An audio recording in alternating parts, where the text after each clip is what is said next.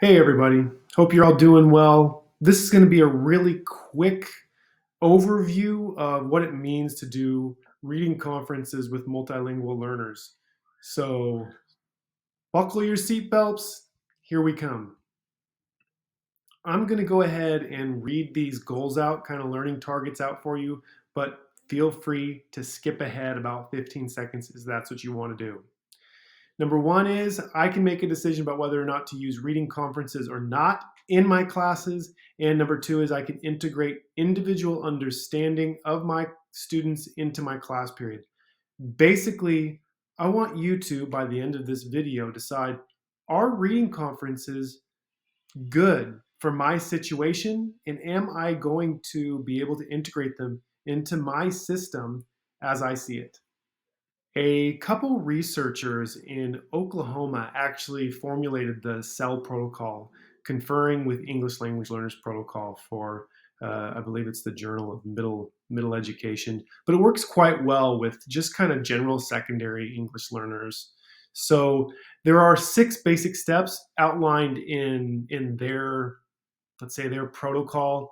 We have modified it to come up with the amended CEL protocol that we use at Air Language. So there are six steps, and I want you to really, really think about that seventh step as well, checking in. That's equally as important as the rest of the reading conference. Step one of reading conferences is rapport building. Basically, you want to deepen the relationship that you already have with your students, or at least found your relationship on progress with your students, and you want to lower their monitor or their editor. So you don't want them to be editing their language so much. You want to view exactly where they are in their acquisition of English so that you can give them what they need. That's what teachers do, right? It's really important that we found these conversations on the relationship that we have with our students, because then we're able to kind of partner with students to properly assess, to ask real questions, to have them ask real questions of us, and then to establish a reading goal towards the end of the reading conference. Step two of the CEL protocol is all about asking questions, having real conversations with students before you even open up a book. Hey, what do you know about this topic? You might ask them, or why did you choose this book? Say you're having students choose their own books to have reading conferences about. Things like that. That's going to help you kind of push further into the conversation as you move into steps three and four, and eventually uh, start setting reading goals with your students. Something that is really cool that Air Language does, that's the system that we use here, is we have a library of books. So within the reading conference portal on our website, what you are able to do is select a book, and students can select any book in the library, and you can have a reading conference with students on that particular book. So if that's something you'd like to do, check it out. Step number three is assessment. So basically, you've got to get students to read those books out loud. And the closer they are to that topic, the more they're going to understand the pronunciation of those particular, let's say, context driven words. So you are going to assess how much they actually know about what they're reading. You're going to ask them little questions, and um, ask, hey, what did you read about? Things like that. And that will move you on into the fourth step, which is actually, I think, maybe one of the most important steps. A tool that you can use on Air Language uh, to assess students in their, uh, let's say, their abilities is the reading conference portal. So what you can do is, as I mentioned, you can click on a book in the reading conference portal. Questions and sounds to decode pop up right alongside of those books. Those questions can be used to kind of lead the conversation with your students. As I mentioned, step three really sets up the scene for step four.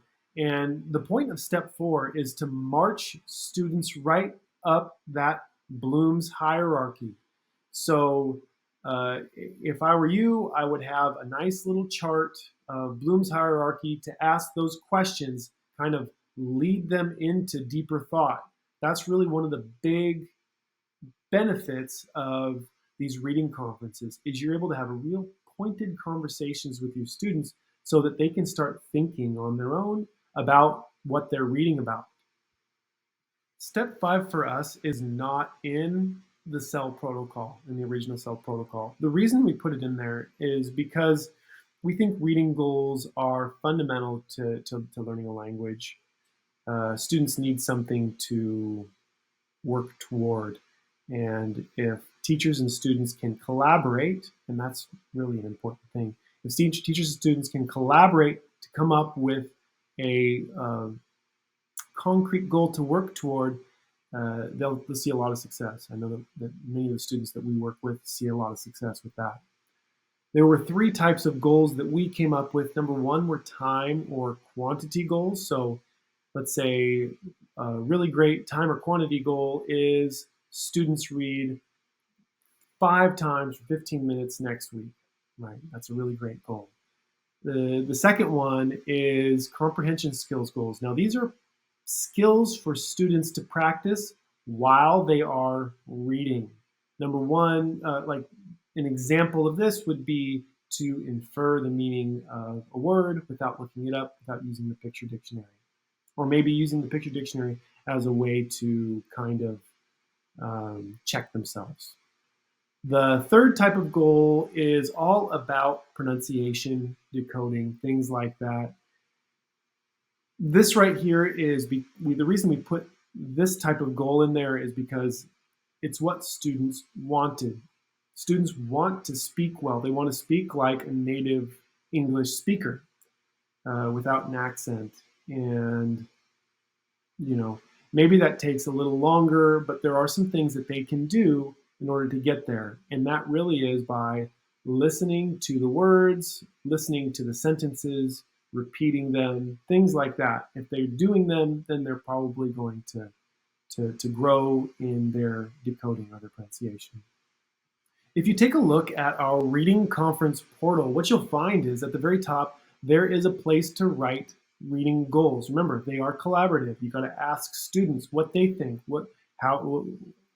how can they improve the best, you know, and then together you can kind of come up with a plan for how to do that. What you're going to do though is what's really cool is you can click on edit goal, and then once you finish the reading conference in the top right, you're going to click a button that says end conference. You can rate that goal on a 1 to 5 scale. So maybe this time they're only at a 1, but maybe next time they'll be a 3, and you can just keep on working on the same goal. Then once you get to the end, you can just switch to a new goal. The old goal will be recorded so that you can kind of measure progress. The final step of reading conferences is all about encouragement. You want to close with good feelings, not bad feelings. So you'll probably have a lot of students who they just didn't really care much about reading. And that's basically the quixotic journey of teaching, right? But what I want you to do is I want you to just find that positive thing. Maybe there are a lot of positive things, and maybe they aren't. But students need encouragement, as we all know. And maybe your positive thing is just to encourage them to read more. What do you want to read about now? So you can look through our library of books and you can say, oh yeah, that's a good thing to read about. Maybe that's your positive thing. At the beginning of this slideshow, I mentioned that checking in would be really, really important. And I want to emphasize that here. You've got to check in with your students, okay?